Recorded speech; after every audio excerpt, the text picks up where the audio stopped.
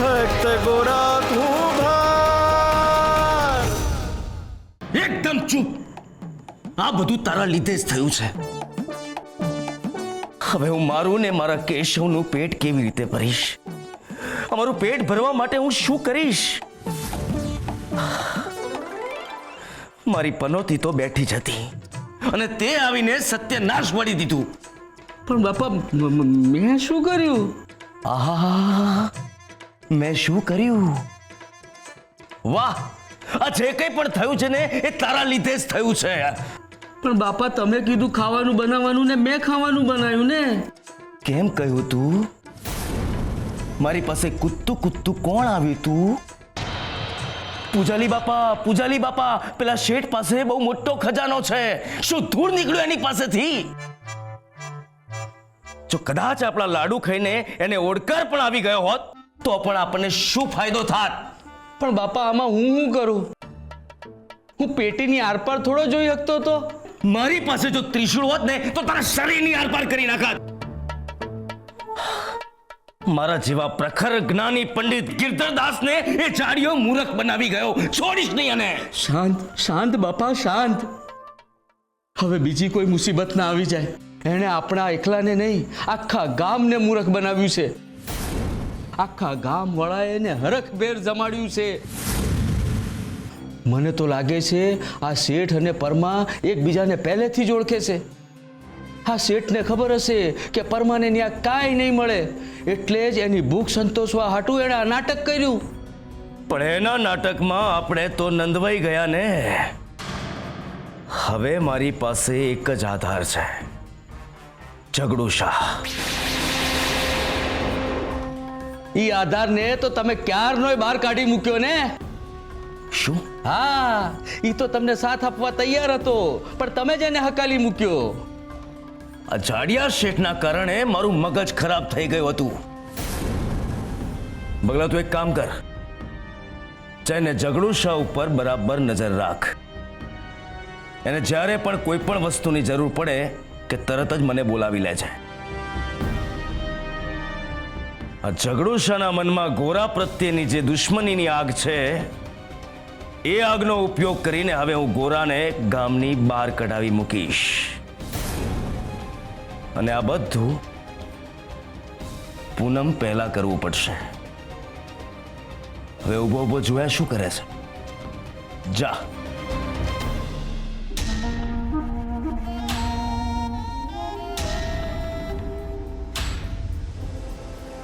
બહુ હેરાન થયો છું તારા લીધે ગોરા, પણ હવે હેરાન થવાનો વારો તારો છે.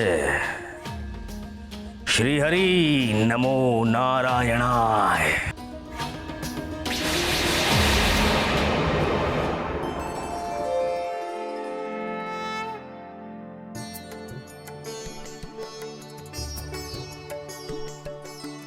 બહુ જ સરસ. આપણે ગણપતિ દાદાને આજ ફૂલ કેમ ચડાવીએ છીએ?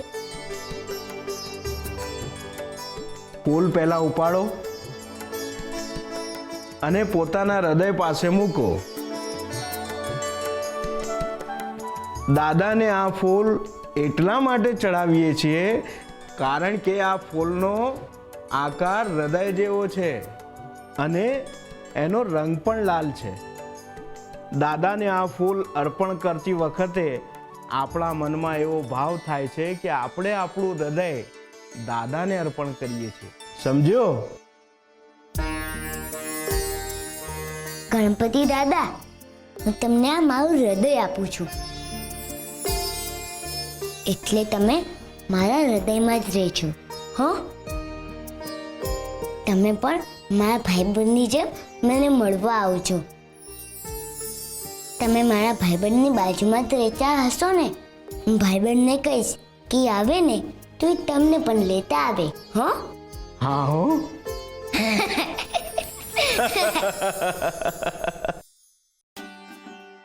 ભગત, હવે ગણેશ બાપાની ઘરમાં સ્થાપના થઈ ગઈ તો ઘરે મંદિર જેવું જ લાગે છે. સાચી વાત છે દેવી. આમ જો દરેક લોકો પોતાના હૈયામાં બાપાની સ્થાપના કરી લે ને તો એ દરેક લોકોનું ઘર મંદિર બની જાય. બાપા, મારું જીવન મંદિર બની ગયું. ભગત, હવે પુલકેશીભાઈને કહીને કાલ બપોરનું વિસર્જનનું સારું મુહૂર્ત કઢાવી લઈએ.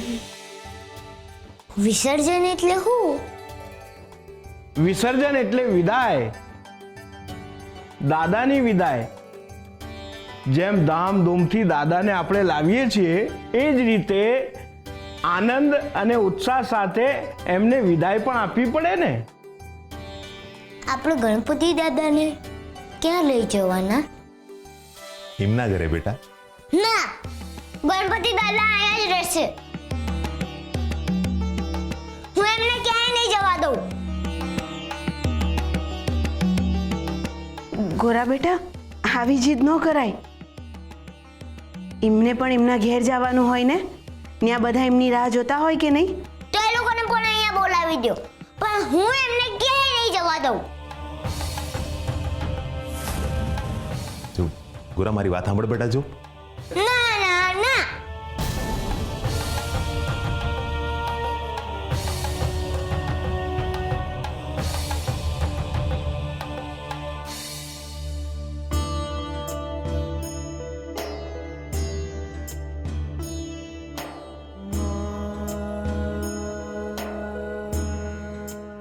દીકરા, આ વર્ષે જશે નહીં તો આવતા વર્ષે આવશે કઈ રીતે? ના, મારે એમને ક્યાંય નથી જવા દેવા. હું નહીં જવા દઉં એટલે નહીં જવા દઉં. પાપા, તમે કહો ને મા અને દાદાને કે મારે એમને ક્યાંય નહીં જવા દેવા.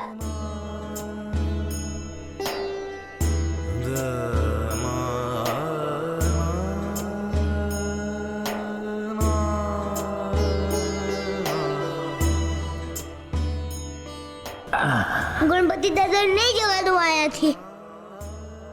હા બેટા, તું કહેશે એવું જ થશે.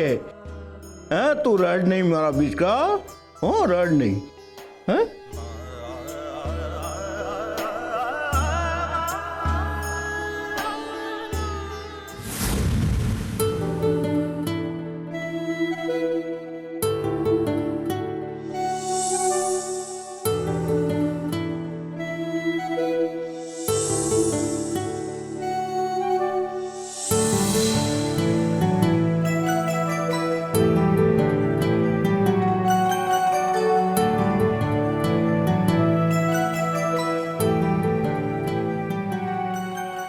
કોઈને ભક્તિની જીદ હોય છે તો કોઈની જીદમાં જ ભક્તિ હોય છે.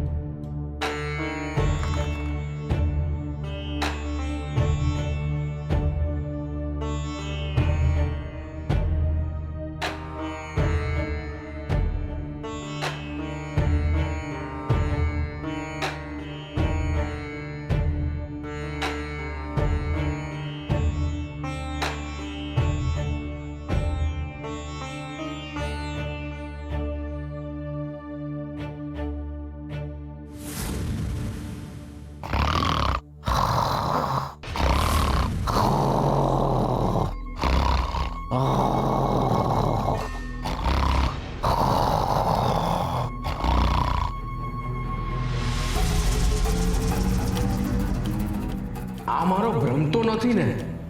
બારણું અડધું ખુલ્લું કઈ રીતે? ઈ જી હોય ઈ. આજ તક છે બદલો લેવાની.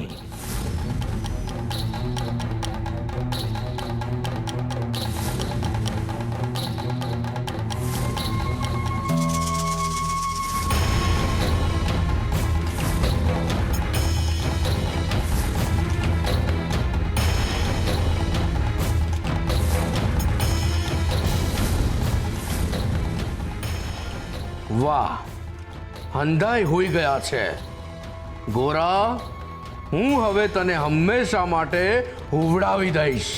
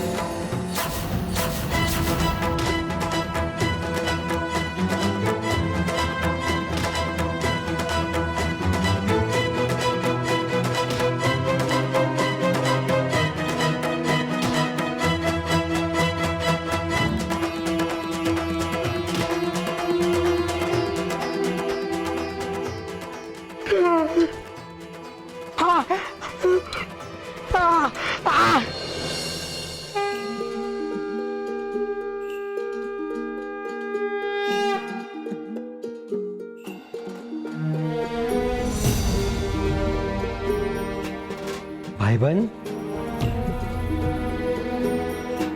મારા હરી,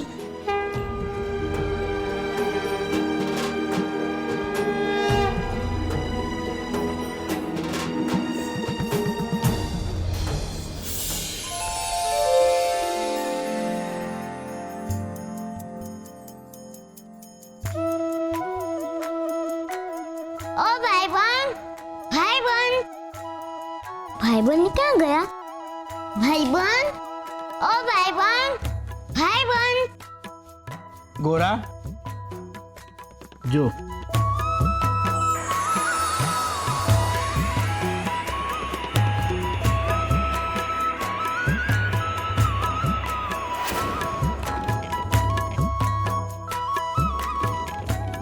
જો આ છે ચક્ર. સંસાર આ ચક્રની સમાન છે અને ચક્રની જેમ ગતિશીલ છે ને ચક્રની જેમ વારંવાર એકની એક જગ્યાએ પણ આવે છે. હું જાણું છું કે હું જે કહી રહ્યો છું એ તારી સમજમાં નથી આવી રહ્યું, પરંતુ હું તને એ સમજાવવા જ અહીં લાવ્યો છું.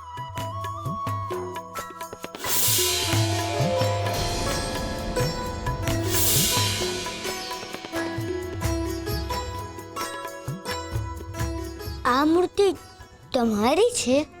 હા, હું છું ગજાનન ગણપતિ દાદા.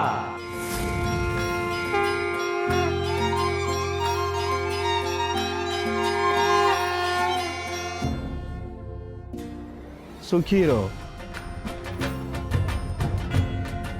અને જો આ મૂર્તિ કેટલી જૂની લાગે છે ને? હા. તો ચાલ આપણે આ મૂર્તિને સરસ મજાની નવી કરી દઈએ. ફરીથી નવી? એ કઈ રીતે? એને નવડાવીને તું નાય છે તો કેવો સુંદર સરસ મજાનો થઈ જાય છે. એવી જ રીતે આ મૂર્તિને નવડાવીશું તો સુંદર થઈ જશે. પણ આ મૂર્તિ તો માટીની છે, એમને નવડાવીશું તે ફરી માટી થઈ જશે. જો મૂર્તિમાંથી માટી બનશે તો એ જ માટીમાંથી ફરીથી મૂર્તિ બનશે ને. એ કઈ રીતે? ચાલ હું તને બતાવું.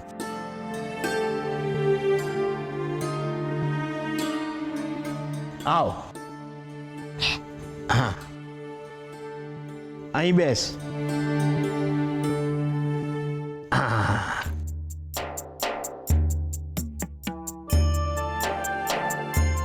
આ મૂર્તિ આ તગારામાં મૂક. હા, અહીંયા મૂક. હવે આ કળશથી આના પર પાણી ચડાવો. ના, પછી તો આ મૂર્તિ ઓગળી જશે. નહીં ઓગળે. હું તને વચન આપું છું, હું તારી મૂર્તિ તને પાછી આપી દઈશ. મારા પર વિશ્વાસ છે ને? લે,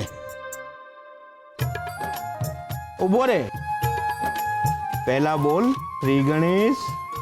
શ્રી ગણેશ. હવે બોલ હરે કૃષ્ણ. હરે કૃષ્ણ. હરે કૃષ્ણ. હવે હરે કૃષ્ણ બોલતા બોલતા મૂર્તિ પર પાણી ચડાવો. હરે કૃષ્ણ.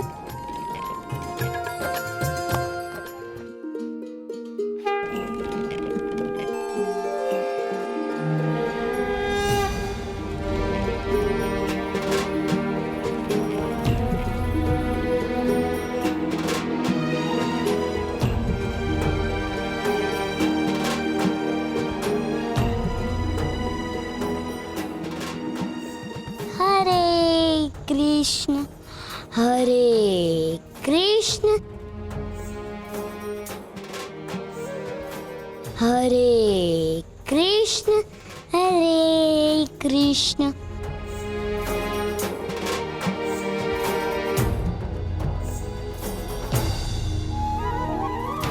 હરે કૃષ્ણ.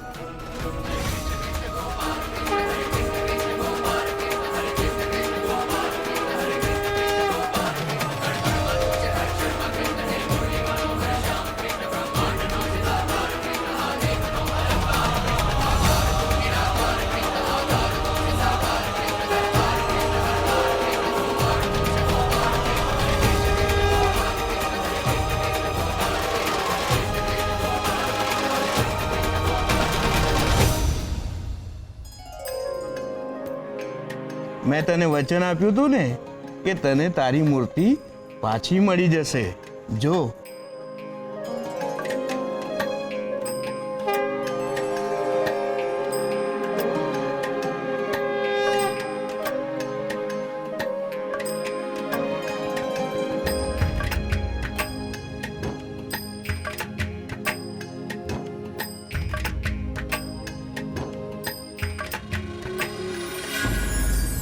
ચક્ર, સર્જન, વિસર્જન.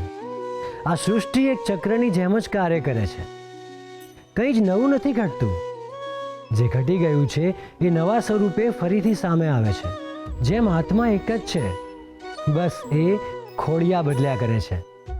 જેમ માટીના પિંડને તોડીને કોડિયું બનાવી શકાય છે અને એ કોડિયામાંથી ફરીથી માટી બનાવી શકાય છે અને એ જ માટીમાંથી ફરીથી માટલું બનાવી શકાય છે. એ જ રીતે સતત એક જ માટીમાંથી અલગ અલગ સર્જન કરી શકાય છે. એ જ રીતે સૃષ્ટિ ચક્રમાં પણ જીવમાંથી શિવ અને શિવમાંથી ફરી જીવ એમ ફેરો ફર્યા જ કરે છે. જેનું સર્જન છે એનું વિસર્જન થાય જ છે અને જેનું વિસર્જન થાય છે એનું ફરીથી સર્જન થવાનું જ છે. આ જ સૃષ્ટિનો નિયમ છે. જે મનુષ્ય સર્જન વિસર્જનની આ પ્રક્રિયાને સમજી જાય છે એ સુખ અને દુઃખથી પર થઈ જાય છે.